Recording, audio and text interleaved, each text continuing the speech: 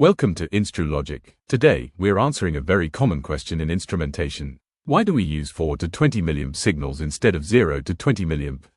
This is something every engineer comes across in process control. By the end of this video, you'll know the reasons, the benefits, and the drawbacks of both standards. Before we start, tell me in the comments, what signal standard do you use in your plant, 4 to 20 milliamperes or 0 to 10 volts? In process control, sensors send signals to PLCs or DCS systems.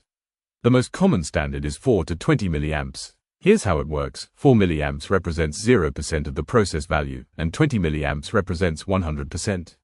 This range is called a current loop, and it's been the industry favorite for decades. Did you know that 4 milliamps is called live zero? Why do you think that is? We'll explain in a moment. Now, why don't we use 0 to 20 milliamps? The problem is simple. If 0 milliamps means 0%, then when the wire breaks, the current is also 0 milliamps. The system cannot tell if it's a real 0% reading or a fault. That's a big safety risk because the controller might think everything is fine when the signal is actually lost. Have you ever faced a wire break issue in your loop? How did you detect it? Share your experience below. Here are the key advantages of using 4 to 20 milliamps. Wire break detection is easy because 0 milliamps means fault. Live zero keeps the loop active even at 0% process value. It can power smart transmitters directly. Current signals are less affected by electrical noise compared to voltage signals. Which advantage do you think is most important for your plant? Comment below.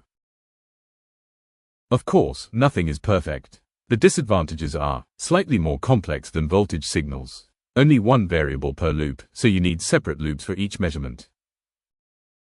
On the other hand, 0 to 20 milliamps is simple to understand. But it has major drawbacks. It cannot detect wire breaks, and it cannot power smart devices. That's why it's rarely used today. So, the main reason we use 4 to 20 milliamps instead of 0 to 20 milliamps is safety and reliability. Live zero helps us detect faults and keep the system healthy. That's why this standard is still the backbone of industrial automation. Thanks for watching. If you found this helpful, like, share, and subscribe to Instrulogic for more simple instrumentation tips. Drop your questions in the comments, we'll cover them in future videos.